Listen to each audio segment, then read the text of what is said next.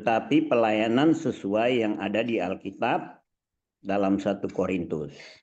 Jadi ini saya pendahuluan untuk supaya kita ini sungguh-sungguh semuanya, karena di luar sana ada banyak kontradiksi atau pertentangan dengan pelayanan ini. Dan Zoom yang saya ikuti 95% adalah hamba Tuhan atau pendeta-pendeta. Ya, jadi bukan lagi kelas jemaat. Tapi belum ada mereka komentarnya positif atau negatif, belum ada. Nah itu saya tunggu. Kenapa?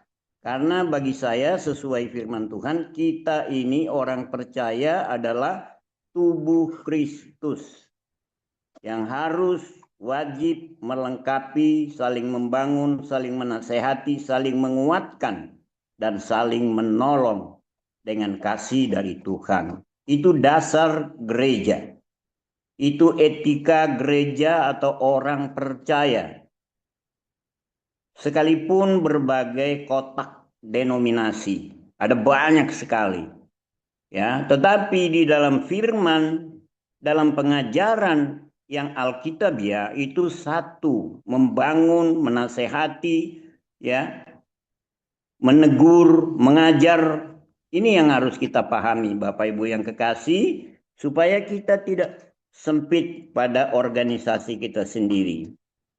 Oleh karena itu, mari kita berdoa untuk pengajaran firman Tuhan malam hari ini. Kita berdoa. Bapa, terima kasih, kami mengucap syukur, Engkau layakkan kami malam ini Tuhan. Selain dengan firman nubuat dan penyataan roh berupa penglihatan dan hikmat, kami mau belajar juga dengan firman Tuhan yang sudah tertulis, yang sudah terjadi, sedang dan terus terjadi selama ada kehidupan di bumi, bahkan sampai kami masuk di dalam kerajaan kekal bersama Tuhan Yesus. Firman itu ada dalam hidup kami. Terima kasih Tuhan, dengan hadirat Tuhan, channel kami ini dikuduskan Tuhan dari segala gangguan cakrawala, dari gangguan roh-roh udara, gangguan teknis. Semua kami tolak di dalam nama Yesus. Terima kasih Bapakku, terima kasih Allah kami, mengurapi semua kami, baik hamba sebagai penyampai firman dan juga para pendengar malam ini. Karena kami adalah bangunan-bangunan rohani yang untuk saling membangun, saling menopang, saling menolong, bahkan saling menasehati.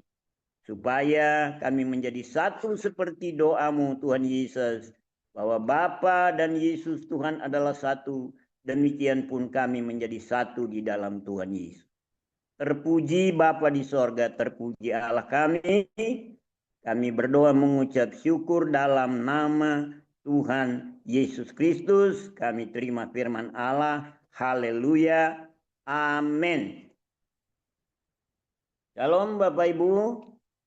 Sekali lagi selamat Paskah buat kita semua yang ada. Dalam beberapa hari ini atau minggu-minggu ini,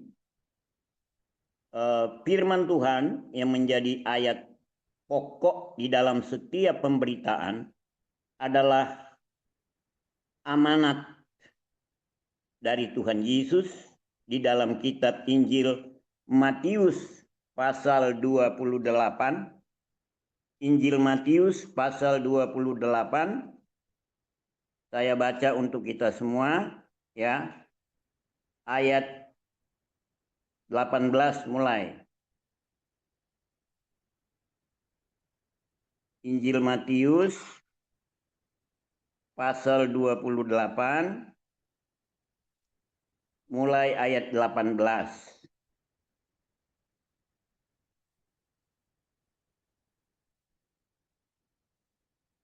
Tuhan Yesus mendekati mereka dan berkata, "Kepadaku telah diberikan segala kuasa di sorga dan di bumi. Karena itu pergilah jadikanlah semua bangsa muridku Dan baptislah mereka dalam nama Bapa dan Anak dan Roh Kudus. Dan ajarlah mereka melakukan segala sesuatu yang telah kuperintahkan kepadamu. Dan ketahuilah aku beserta kamu, aku menyertai kamu senantiasa sampai kepada akhir zaman. Sampai di sana pembacaan kita malam hari ini, Bapak Ibu yang kekasih, kita lihat di sini bagaimana tatkala atau menjelang Yesus Tuhan kita naik ke sorga. Tuhan menyatakan bahwa segala kuasa di bumi dan di sorga. Ya, kalau di suratan Filipi bahwa di bawah bumi pun artinya dalam kerajaan maut Tuhan Yesus sudah menaklukkan semuanya. Sehingga Tuhan berpesan, ya, pergi jadikan sekalian bangsa itu muridku dan baptiskan mereka. Nah, saya percaya kita semua yang ada di Zoom ini semua sudah dibaptis. Lalu selanjutnya Tuhan berkata bahwa ya, dan ajarlah. Nah, ini poin penting yang kita ambil. Ajarlah mereka melakukan segala yang telah kuperintahkan kepadamu. Dan ketahuilah aku menyertai kamu senantiasa sampai kepada akhir zaman. Ajarlah. Seperti yang dipesankan oleh Tuhan Yesus. Dan pengajaran Kristus ini oleh para rasul, ya, murid-murid pilihan Tuhan yang pertama, mereka sudah membangun jemaat dengan memberitakan Injil dan mengajar semua orang seturut dengan apa yang Tuhan Yesus ajarkan, yaitu mereka percaya, mereka dibaptis, ya. Kemudian selanjutnya tentang pengajaran Roh Kudus, karunia-karunia. Ada nubuat, ada hikmat, ada marifat, ada membedakan roh, ada mujizat, ada iman, ya. Bapak Ibu kasih Tuhan, kalau kita melihat yang tertulis di Alkitab, kehidupan Kristen secara pengajaran yang alkitabiah, jadi memang Alkitab lah pedomannya, itu jauh. Ya, satu contoh ya, di dalam 1 Korintus 14 ya, mulai ayat 1 di sana temanya peraturan peribadatan. Ya, di dalam 1 Korintus itu Rasul Paulus yang memulainya kepada orang Kristen asal kafir. Korintus itu nggak ada orang beragama di situ, orang kafir semua. Ya, disitulah Rasul Paulus mengajarkan tentang karunia roh, peranan roh dalam sidang jemaat. Ya, itu aturan dasar dalam peribadat semua orang percaya atau orang Kristen. Menyembah di dalam roh dan kebenaran. Tuhan Yesus sudah ajarkan itu. Tatkala Tuhan berjumpa dalam Yohanes pasal 4, tatkala Tuhan berjumpa dengan seorang wanita di sumur Yakub di kota atau di negeri Samaria, Israel Utara. Nah, semua kita tahu kisahnya bagaimana perempuan ini bercakap-cakap dengan Tuhan saat dia menimba air di sumur itu. Dan Tuhan sudah berkata, waktunya akan datang dan sekarang sudah tiba bahwa orang yang menyembah Bapa, yaitu menyembah di dalam roh dan kebenaran. Tuhan ajarkan ini karena ibadah orang Farisi, orang Yahudi atau orang Israel menurut hukum Taurat itu ibadah liturgi, hukum yang diberikan oleh Tuhan kepada Musa untuk membimbing Israel dalam peribadatan. Sehingga mereka perlu alat-alat peraga untuk ibadah. Di antaranya korban-korban, korban syukur, korban persembahan, korban karena dosa, korban tatangan, perpuluhan, semua diajarkan itu. Dan orang Israel harus taat. Dan hukum yang terutama adalah hukum Taurat. 10 hukum itu harus. Tidak boleh cacat satupun. Ya. Tetapi di dalam Kristus Yesus, Tuhan tidak memulai dengan satu dogma liturgi atau tulisan tata cara beribadah. Tapi secara lisan langsung Tuhan katakan, orang yang menyembah Bapa hendaklah menyembah Bapa di dalam roh dan kebenaran. Ini Alkitabiah, ini bukan tafsiran ya. Bukan dogma organisasi, bukan. Ini Alkitab, ini firman. Dan Tuhan Yesus yang mengatakan itu. Kemudian dilanjutkan oleh Rasul Paulus kepada jemaat di Korintus terutamanya. Ya, tentang peribadatan menurut nats Alkitab. Seperti yang Tuhan ajarkan di Yohanes. Ya, kita baca dulu 1 Korintus 14. 1 Korintus 14 kita baca.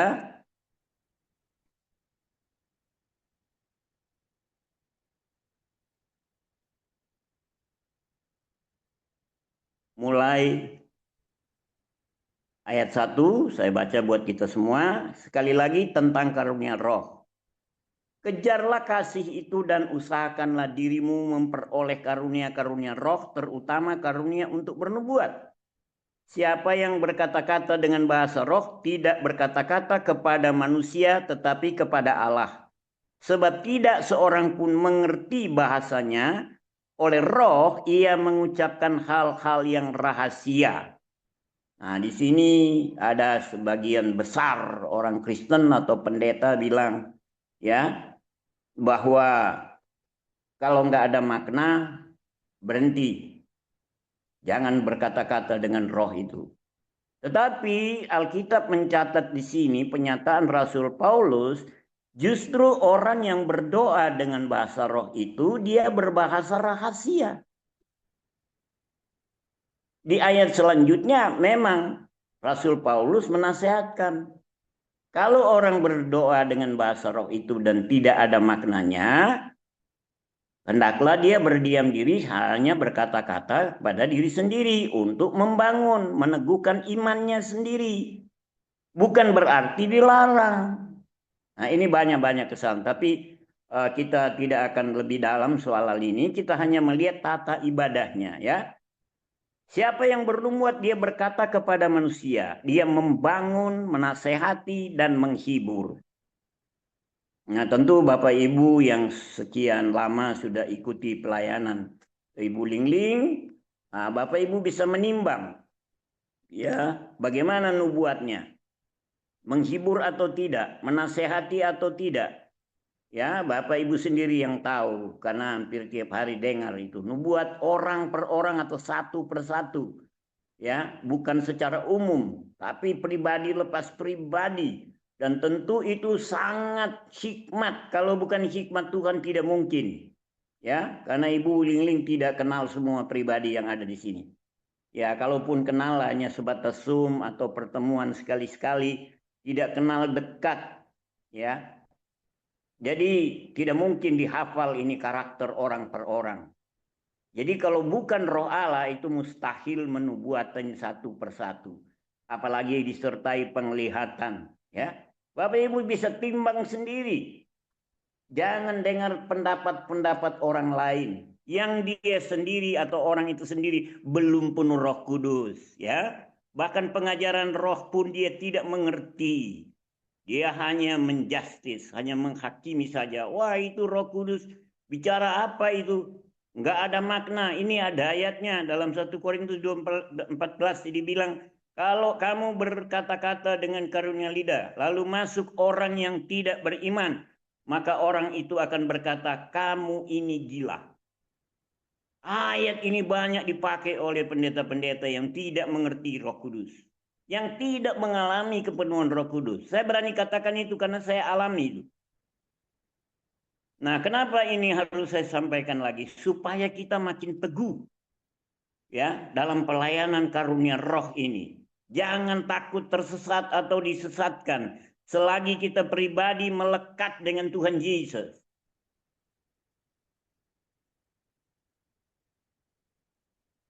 Kita lanjut lagi sedikit ya. Siapa yang berkata-kata dengan bahasa roh, dia membangun dirinya sendiri. Tapi siapa yang bernubuat, dia membangun jemaat. Aku suka supaya kamu semua berkata-kata dengan bahasa roh. Tetapi lebih daripada itu, supaya kamu bernubuat. Sebab orang yang bernubuat lebih berharga daripada orang yang berkata-kata dengan bahasa roh. Kecuali kalau orang itu juga menafsirkannya. Sehingga jemaat dapat dibangun. Bapak Ibu yang kekasih, seperti saya katakan tadi, bahwa Bapak Ibu sendiri yang mengalami dan yang mendengar langsung pribadi, ya, nubuat penglihatan melalui Ibu Lingling. Timbang sendiri. Jangan dibingungkan oleh orang lain, karena Bapak Ibu mengalami sendiri. Saya kalau dengar orang lain, wah, enggak lah. Enggak. Kenapa? Karena saya dengan Tuhan Yesus. Saya tahu firman-Nya. Saya ada Roh Allah. Saya nggak sekolah pinter-pinter, enggak juga banyak baca buku, enggak. Karena menurut saya, setiap buku itu pendapatnya orang. Dan dia akan berbicara menurut pendapatnya. Menurut apa yang dia baca, dan dia terobsesi dengan gelarnya. Mohon maaf, saya tidak alergi dengan gelar. Tidak, tidak sama sekali. Silakan orang sekolah, ya, supaya lebih hebat, lebih beretika. Tapi jangan dengan pendidikan itu lalu kita mengabaikan kedaulatan Roh Allah yang sangat pribadi pada setiap orang percaya. Jangan. Saya punya buku bacaan itu yang sering saya baca cuma satu. Selain Alkitab itu cuma satu. Buku dari hamba Tuhan Kenneth Hagin. Ya, yaitu Kuasa Nama Yesus. Dan dalam buku itu kesaksian aja bagaimana Roh Allah bekerja. Ya, ada lagi buku-buku rohani dari Kenneth Hagin tentang karunia roh, tentang baptisan roh, tentang manifestasi roh, ya. Tapi saya nggak baca itu.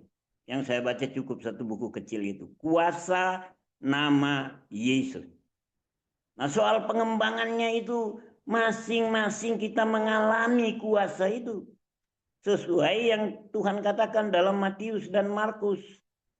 Bahwa Tuhan beserta kita sampai akhir zaman. Artinya Tuhan berikan pengajarannya, berikan pengertian dari hal firman dan rohnya yang hidup. Sehingga iman kita tidak bergantung kepada orang lain, tapi bergantung kepada Kristus. Adapun kita mendengar nasihat, kita mendengar pengajaran, kita mendengar nubuat, itu bukan membuat kita menjauh dari hubungan pribadi dengan Tuhan, tetapi makin teguh, makin kokoh, ya.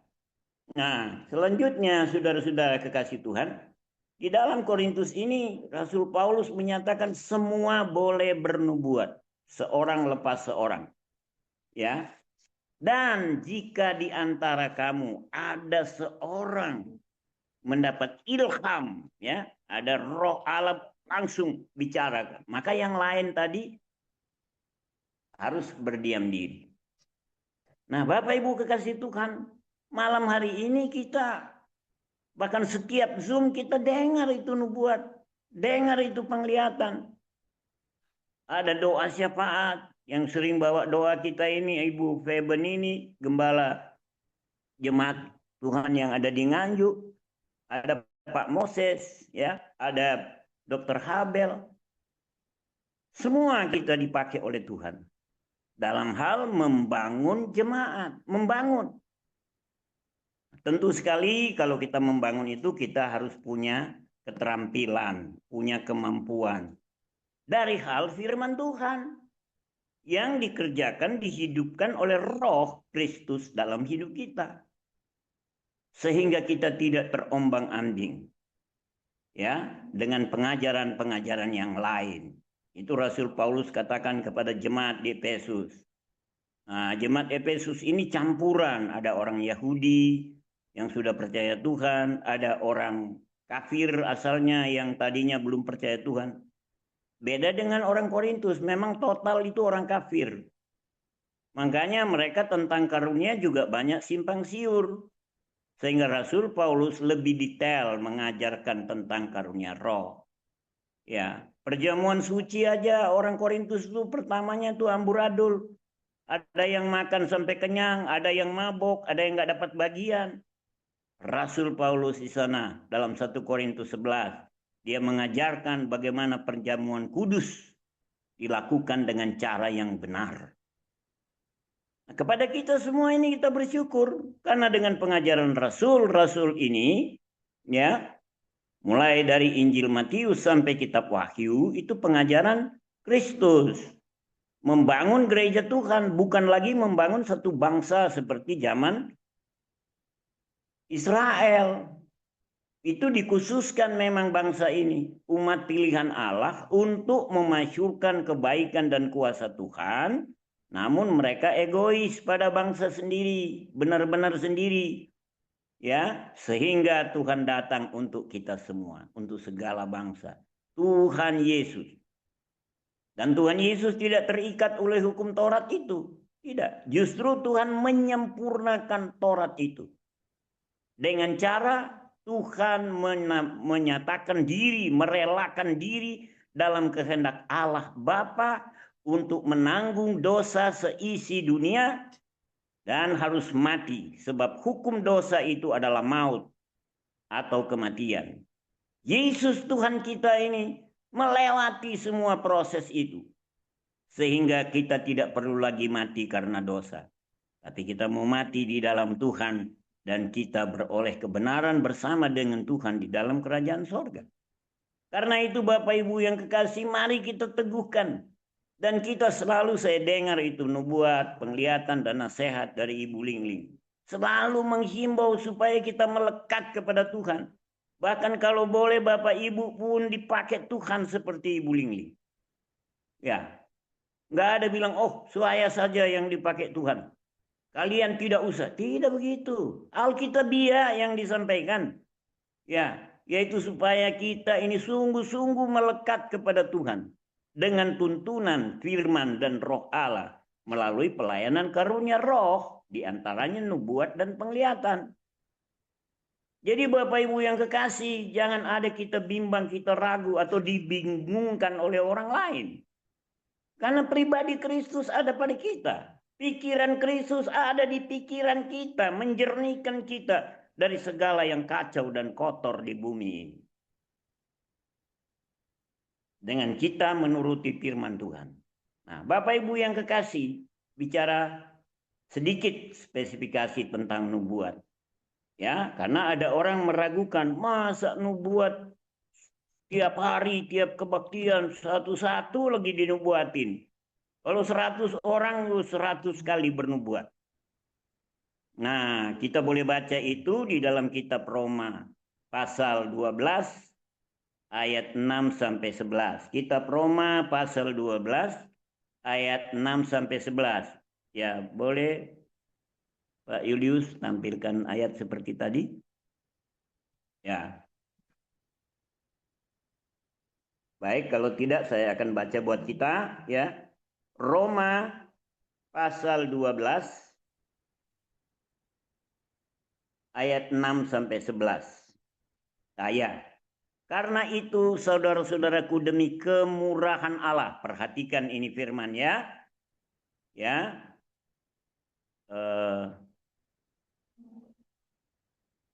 Demikian kita mempunyai karunia yang berbeda-beda atau berlain-lainan menurut kasih karunia yang dianugerahkan kepada kita. Jikalau karunia itu adalah untuk bernubuat, baiklah kita melakukannya sesuai dengan iman kita. Nah, ini beda dengan nubuat nabi, ya.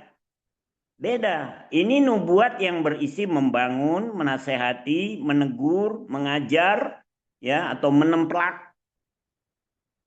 Kalau nubuat para nabi yang ada di Alkitab itu semuanya itu templakan, semua bicara hukuman kalau nggak nurut. Ya. Kalau nurut baru terjadi berkat. Beda dengan nubuat seperti yang kita baca ini. Ya. Sekali lagi ayat boleh turunkan sedikit. Nah, demikian kita mempunyai. Kita berarti bukan orang satu. Bukan Ibu Lingling sendiri. Kita, semua orang beriman, semua orang percaya. Kita mempunyai karunia yang berlain-lainan menurut kasih karunia. Jadi dari Tuhan yang kasih, bukan kita pintar-pintar sendiri bernubuat, bukan. Ya, yang dianugerahkan kepada kita. Jikalau karunia itu adalah untuk bernubuat, baiklah kita melakukannya sesuai dengan iman kita. Nah, tentu orang yang bernubuat ini dia ada iman menyampaikan firman Tuhan untuk membangun jemaat, untuk menasehat, mengajar, ya, dan juga menghibur. Pokoknya intinya membangun iman sidang jemaat. Nah, sekali lagi saya mau tekankan di sini, selama ini Bapak Ibu mendengar pelayanan karunia nubuat di sini, ya, apakah membangun atau tidak, apakah menasihat, gampang kita uji, ya. Kecuali ada nubuat, sekarang Yesus ada di Bali, ayo semua ke Bali. Itu nggak benar itu. Nggak benar. Karena dasar perkataan Tuhan, jangan kamu dengar kalau orang bilang Yesus di sana, Yesus di ruangan itu. Jangan. Jadi kalau ada nubuat seperti itu, ya, atau ada orang bilang, oh Roh Kudus bilang sama saya, kita kumpul di Gunung Lokon. Ini pernah terjadi, ya, sekian puluh tahun yang lalu. Pernah terjadi. Banyak orang Surabaya, banyak orang dari Jawa, mereka pergi, mereka percaya itu nubuat dari pendeta yang bilang, Roh Kudus bilang kita ke Manado sebab Tuhan mau angkat dari Gunung Lokon. Ya, ada satu gunung di Manado, di Minahasa, itu Gunung Lokon namanya. Ya, yang terkenal di medsos itu ada pasar ekstrim yang jual macam-macam hewan. Nah, itu Gunung Lokon di situ. Si pendeta bilang, kenapa harus di sana? Karena katanya di sana orang Kristen. Nggak ada ayatnya itu. Dan saya percaya selama ini Ibu Lingling belum pernah ya bernubuat atau dapat penglihatan seperti itu. Ya. Nah, Bapak Ibu kekasih Tuhan, jika karunia, nah ini lagi ya, jika karunia untuk melayani, baiklah melayani. Ya, baiklah dia melayani. Aduh, banyak ini yang melayani, ada melayani firman, ada melayani kunjungan, ada melayani bagi-bagi berkat, ya, seperti berapa hari lalu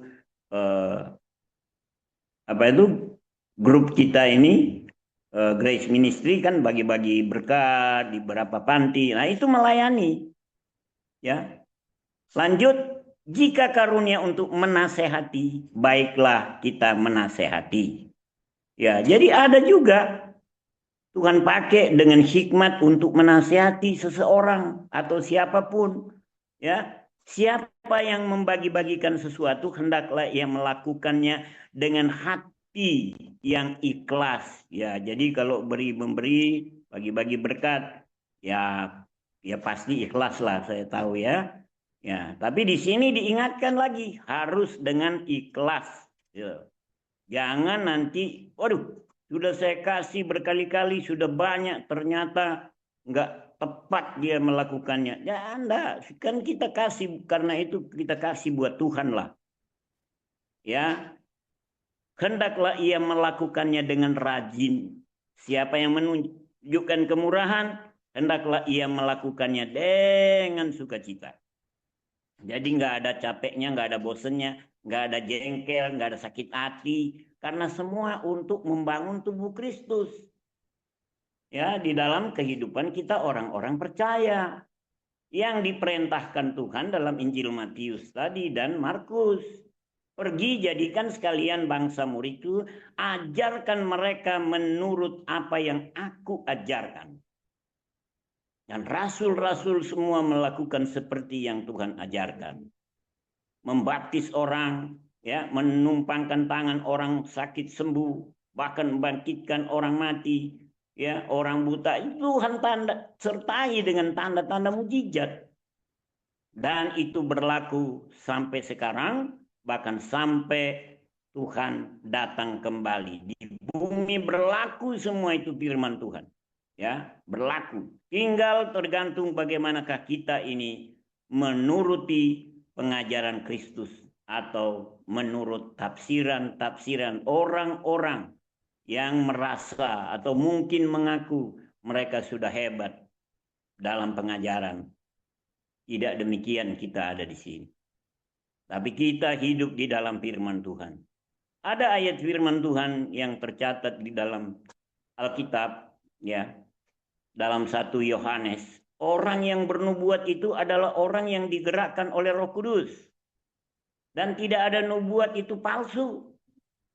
Adapun orang memalsu, silakan aja, orang itu dia urusan dengan Tuhan. Ya, orang yang memalsu karunia-karunia, orang yang menyimpangkan pengajaran, walaupun dia pakai nama Tuhan, nggak usah khawatir Bapak Ibu. Udah ada hukumnya, Tuhan bilang. Matius 7, 21, 22. Ya. Ada orang nanti pada akhir zaman ini. Ya. Mereka bilang kami sudah menyembuhkan orang, kami sudah bernubuat, kami sudah memberitakan Injil demi namamu. Tuhan bilang, aku tidak pernah kenal kamu. Hei kamu yang melakukan kejahatan. Jadi bukan Tuhan bilang, hei kamu yang bernubuat, hei kamu yang beritakan Injil. Bukan. Tapi orang yang melakukan kejahatan. Ya, mungkin saja dia dipakai Tuhan dengan nubuat, dengan penglihatan, semua digenapi, dengan mujizat, dengan kesembuhan. Tapi semua itu terjadi karena kehendak Tuhan Yesus. Menggenapi perjanjiannya. Menyertai orang yang percaya. Adapun kelakuan orang itu ternyata Tuhan bilang hai melakukan kejahatan. Itu urusan Tuhan, kita nggak usah pusing, kita nggak usah takut dengan itu Bapak Ibu kasih Tuhan. Selagi kita percaya sesuai firman Allah. Jadi kita jangan urus pribadi orang yang dipakai Tuhan, entah nubuat, entah mujizat, ada banyak ya, banyak sekali. Dan dahsyat-dahsyat saya juga tahu. Iya. Tapi ternyata perbuatannya tidak sesuai. Jadi yang terutama bagaimana kita hidup menurut firman Tuhan. Ya, kita boleh baca dulu dalam 2 Petrus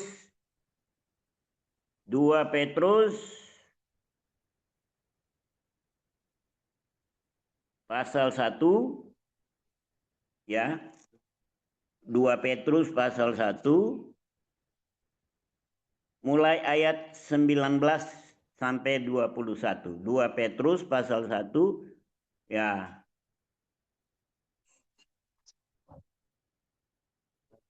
Ayat 19 sampai 21. Ya. Kalau Bapak Ibu baca ayat sebelumnya, ya, saya anjurkan supaya nanti baca di rumah selesai ibadah, ya. Itu semua mengingatkan untuk peningkatan rohani, peningkatan iman kita. Ya, ayat 19. Dengan demikian kami makin diteguhkan firman yang telah disampaikan oleh para nabi. Alangkah baiknya kalau kamu memperhatikannya. Perhatikan Bapak Ibu ya. Sama seperti memperhatikan pelita yang bercahaya. Jadi nubuat ini ibaratnya pelita yang menerangi kita. Dari kegelapan hidup dunia. Ya, kita diterangkan oleh karunia roh Allah melalui nubuat, penglihatan, dan semua karunia yang ada. Sama seperti memperhatikannya seperti memperhatikan pelita yang bercahaya di tempat yang gelap sampai fajar menyingsing dan bintang timur terbit bersinar di dalam hatimu. Lanjut 20. Ya. Yang terutama harus kamu ketahui, ya, perhatikan Bapak Ibu, yang terutama harus kamu ketahui ialah bahwa nubuat-nubuat dalam kitab suci tidak boleh ditafsirkan menurut kehendak sendiri. Ada banyak orang Kristen ya, pendeta bahkan menafsirkan nubuat ini, nubuat itu, dia sendiri nggak penuh Roh Kudus, cilaka. Ya, sekali lagi, yang terutama harus ketahui ialah nubuat-nubuat dalam kitab suci tidak boleh ditafsirkan menurut. Ini Rasul Petrus yang mengingatkan itu, ya, kepada jemaat-jemaat yang ada di Pontus, Kapadokia sampai ke Roma. Waktu itu orang Kristen baru sampai Roma, ya. Sebab tidak pernah nubuat dihasilkan oleh kehendak manusia, tetapi oleh dorongan Roh Kudus orang-orang berbicara atas nama Allah. Ya, digerakkan oleh Roh Kudus, Bapak Ibu yang kekasih. Nah, tentu sekali orang yang digerakkan ini dia punya hubungan pribadi dengan Tuhan yang baik. Ya. Kalau tidak punya hubungan dengan Tuhan secara benar, itu selalu saya dengar itu dalam nubuat dari Ibu Lingling. Ya, hendaklah hatimu benar, hatimu kudus, atur tulus, dan seterusnya. Dan melekat kepada Tuhan. Ibu Lingling tidak pernah bilang, pokoknya segala urusan sama saya karena saya dipakai Tuhan. Tidak ada. Ya, tetapi oleh dorongan Roh Kudus, orang yang berbicara atas nama Allah. Itu sebabnya demikian firman Tuhan. Ini yang Tuhan katakan. Ini yang saya dengar dari Tuhan. Ya, silakan semuanya itu. Dalam 1 Korintus berbicara tentang kasih, ada kalimat di sana Rasul Paulus katakan, di dalam kasih tidak ada ketakutan. Dan orang di dalam kasih dia percaya segala sesuatu. Ya, percaya bukan dia percaya setan. Oh, dia percaya setan itu ada. Dia percaya dosa itu ada dan hukuman maut. Tapi tidak memisahkan dia dari kasih Kristus itu. Apapun gejolak di bumi ini yang menyesatkan atau yang sesat dan seterusnya, tidak menggoyahkan orang untuk hidup di dalam Kristus. Hidup di dalam kasih. Dalam 1 Yohanes dikatakan Allah itu kasih adanya. Dan orang yang hidup di dalam kasih, dia tidak berbuat dosa. Wah, coba. Terserah orang bilang ini masih manusia, Pak Wilson. Ya, jatuh terus ini yang penting bertobat. Terserah. Tapi firman Tuhan bilang, orang di dalam Kristus, di dalam Allah, dia tidak berbuat dosa lagi. Lalu ada lagi orang bilang, ya kita kan masih manusia. Ya, saya bergurau sedikit kepada orang-orang itu ya. Dalam satu Zoom. Saya bilang ini intermezzo saja. Ya. Kalau orang Kristen, orang percaya, dia bolak-balik jatuh dalam dosa yang sama. Ya, memang dia manusia. Beda sama keledai. Keledai itu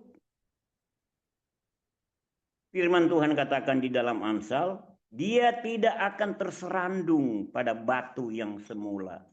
Keledai yang bodoh, ya, Alkitab mencatat begitu. Keledai yang bodoh, dia tidak akan terserandung lagi. Jadi begitu dia lewat satu jalan itu, ada batu dia keserandung satu kali, udah dia hafal. Tiap di tempat itu kalau masih ada batu, dia pasti menghindar. Nah, kalau orang percaya, orang Kristen, dia bolak-balik dalam satu dosa yang sama dan katanya bertobat dan bertobat dan bertobat. Nah, begitu itu saya bilang memang dia manusia, betul-betul manusia. Tapi manusia daging. Tentang manusia daging itu Galatia pasal 5. Mulai ayat 17 nanti Bapak Ibu baca. Kita fokus kembali kepada pelayanan karunia yang di dalamnya karunia, nubuat dan penglihatan atau hikmat dan marifat. Supaya kita tidak dibingungkan, tidak dibimbangkan, ya. Dan karunia firman Tuhan itu berkata tidak palsu. Bapak Ibu nanti boleh baca dalamnya 1 Yohanes pasal 2 ya, ayat 26, 27 nanti baca sendiri. Karena waktu ya, karena masih banyak yang akan dilayani dengan firman nubuat dan penglihatan. Jadi mari Bapak Ibu kasih Tuhan kembali pada pesan dari Tuhan Yesus. Jadikan sekalian bangsa muridku, ajarkan mereka seperti yang aku ajarkan. Bahkan Tuhan kasih contoh, ya misalnya tentang baptis. Tuhan Yesus datang kepada Yohanes Pembaptis di Sungai Yordan. Saat Yohanes membaptis, banyak orang di sana yang menjadi percaya bahwa Tuhan Yesus adalah juru selamat yang disebut dalam Yohanes pasal 2. Lihat anak domba Allah yang mengangkut dosa seisi dunia. Nah itu. Waktu Yesus datang untuk menerima baptisan Yohanes. Dan kita tahu semua itu. Ya. Di mana Yohanes bilang, oh aku membuka tali sandalmu atau sepatu nggak bisa, nggak layak aku. Masa aku membaptiskan, ya? Tapi Bapak Ibu yang kekasih, ya, Yesus Tuhan katakan, biarlah hal ini terjadi. Karena demikianlah kita menggenapi seluruh kehendak Allah. Jadi melakukan atau menerima baptisan air seperti Tuhan Yesus itu adalah bagian kita menggenapi seluruh kehendak Allah. Nggak main-main itu. Jadi jangan ganti dengan bendera, jangan ganti dengan pasir, jangan ganti dengan percik, ya. Jangan. Kan sederhana. Tuhan Yesus, ya, dari surga nggak perlu baptis sebetulnya Tuhan Yesus, karena dia manusia roh yang hidup di dalam tubuh atau daging. Itu minta dibaptis. Tapi banyak orang Kristen, khususnya di Manado. Ya, di Manado. Saya nggak sebut orang lain. Manado aja, karena saya asli Manado. Dan saya 2 tahun lebih di sana, KKR, keliling sampai kampung-kampung. Bicara pertobatan, bicara baptisan. Saya nggak peduli mereka mau tersinggung, mau marah. Yang penting saya sampaikan firman Tuhan. Tentang pertobatan, tentang baptisan, tentang berhala-berhala. Tentang penuhan Roh Kudus. Ya. Dan bukan karena dibaptis, ya. Baptis selam lalu pindah dari Gemim, pindah Pantai Kosta atau dari mana. Bukan, itu baptisan bukan untuk pindah organisasi, bukan. Baptisan itu kita berpindah dari kehidupan yang lama masuk pada kehidupan yang baru. Ya. Nah, tapi menjadi alergi kepada banyak orang, ya, khususnya di Manado saya bilang, karena kalau dia sudah dibaptis selam seperti Tuhan Yesus, dia harus pindah dari Gemim jadi Pantai Kosta. Nah, itu mengganggu ketentraman penggembalaan Bapak Ibu. Ya, kalau dia pindah kan kolektenya berpindah, perpuluhannya berpindah, persembahannya berpindah. Ya, simpatinya yang dulu kepada gembala yang lama, yang percik itu juga berpindah. Harusnya tidak demikian Bapak Ibu. Dimanapun kita ada berjemaat, kita dibaptis sesuai dengan Alkitab. Dan Tuhan Yesus katakan, dari dalam hidupnya mengalir beberapa sungai air kehidupan. Jadi bukan dari gereja A pindah gereja B baru mengalir air kehidupan. Dimanapun kita berjemaat, bergereja, mari kita hidup dalam kebenaran firman Tuhan seperti yang Tuhan Yesus katakan. Ya, ajarkan mereka seperti yang aku sudah ajarkan. Bukan cuma ngajar Tuhan, kasih teladan, ya. Teladannya sampai mati demi ketaatannya kepada kehendak Bapa yang mengutusnya menjadi juru selamat dunia. Betapa berbahagia kita orang-orang di dalam Tuhan Yesus dan yang dipimpin oleh Roh dengan karunia-karunia Rohnya. Bersukacitalah dan bersyukur dan tetaplah teguh, hidup berkemenangan dari hari ke hari sampai Tuhan Yesus datang kali yang kedua. Segala perjanjian Tuhan digenapi dalam hidup kita di bumi dan di sorga. Tuhan Yesus memberkati. Ini yang dapat saya sampaikan. Kita berdoa untuk mengucap syukur. Tuhan Yesus, terima kasih. Hamba sudah sampaikan berapa bagian firman-Mu dari hal panggilan, pengutusan, pengajaran, dan pertolongan Tuhan Yesus atas kami oleh firman dan Roh Kudus-Mu Bapakku. Dan di dalam nama Yesus semuanya terjadi untuk hormat kemuliaan nama Tuhan. Kami masih lanjut Tuhan mendengar pesan-pesan Tuhan. Pribadi lepas pribadi untuk tiap-tiap kami. Roh Kudus berkati ibadah kami selanjutnya. Dan urapan yang khusus senantiasa mengalir melimpah dalam kehidupan hamba-Mu. Ibu Lingling yang melayani kami sebagai jemaat-jemaat. Supaya kami dihiburkan, dikuatkan, dibangun, dinasehati, bahkan ditemplak oleh kebenaran firman-Mu. Sehingga kami hidup dalam kasih karunia. Kami hidup berkemenangan. Dan kami bersyukur atas semuanya ya Bapa. Di dalam nama Yesus Kristus Tuhan. Haleluya. Amin. Puji Tuhan. Terima kasih. Saya kembalikan kepada Ibu Lingling. Tuhan memberkati. Shalom. Terima kasih kepada Bapak Gembala Wilson Tangkai dari Lawang yang sudah menyampaikan firman Tuhan kepada kita, suatu pengajaran yang luar biasa tentang Roh Kudus. Ya, semoga semuanya bisa mengerti. Nanti kalau kurang jelas bisa dilihat di YouTube-nya. Anda bisa lihat di YouTube-nya Menara Doa Grace Ministries. Di situ setiap kali kita ibadah Zoom selalu ada di YouTube. Ada pesan-pesan singkat, pesan pendek, itu pesan-pesan untuk yang akan datang.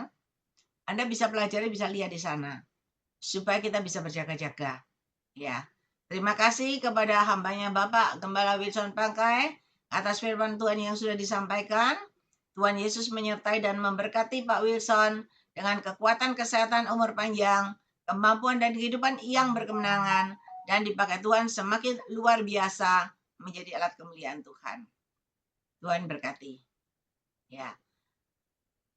Bapak Ibu, selagi Pak Wilson masih ada, ya, kita boleh belajar tentang Roh Kudus karena beliau adalah pakarnya juga. Dan beliau sudah lama menekuni di bidang Roh Kudus dari tahun 80 kalau nggak salah ya. Kenal saya tahun 83. Ya, sampai sekarang. Jangan sia-siakan waktu dan kesempatan yang Tuhan berikan supaya kita semakin menggali firman Tuhan itu semakin kita lebih mengerti. Ya. Dan saya undang Ibu Gembala Feben ini masih ada di tempat. Ibu Gembalanya ada pelayanan lagi. Oh iya. Ya udah tadi sudah doa. Mungkin ada di antara Bapak Ibu yang mendapat pesan Tuhan penglihatan nubuatan bisa disampaikan. Ada? Kalau ada bisa disampaikan. Halo, Ya, Ibu Gembala Grace Lumampau, silakan. puji Tuhan. Di tengah ibadah Grace Ministry Zoom, diperlihatkan bahwa kita itu tertuju pada lembaran-lembaran firman yang sudah disampaikan oleh hambanya, dengan catatan diterangi dengan kemuliaan Tuhan. Dan ada suara Tuhan berkata, berbahagialah kamu yang setia menekuni firman-Ku dan menggaya hidupkan firman-Ku, sehingga tidak mudah terkontaminasi dengan yang jahat. Mengenai karunia-karunia, Tuhan jelaskan lewat firman-Nya, biar semua aktif, memberikan kesempatan Roh Kudus berkarya, supaya iman kita lebih lama, lebih meningkat dan lebih kuat, teratur, terpimpin dengan pimpinan Roh Kudus yang mulia. Suara Tuhan berkata, setiap firman yang datang kepada kita bukan mempermalukan, bukan menjauhkan kita dari kasih karunia Allah, tapi itu akan membawa kita menikmati hadirat-Nya dan menikmati sebagaimana Yesus adalah pokok dan kita adalah ranting. Semakin dibersihkan maka akan makin berbuah. Jadi mari semua anggota Grace Ministry Zoom, lihatlah kepada kebenaran firman. Saya diperlihatkan sosok yang bercahaya itu mengangkat buku yang begitu bercahaya dan saya tahu itu Alkitab. Dia katakan melalui ini kamu tidak akan tersesat. Perbaiki langkah-langkahmu, jalani jalanku yang penuh dengan kebenaran dan hidup. Dan semakin kita mengerti, semakin terang benderang itu menguasai kita. Sehingga kegelapan sirna, tertelan oleh terang yang dari Tuhan. Itu yang Tuhan percayakan, Tuhan memberkati kita semua.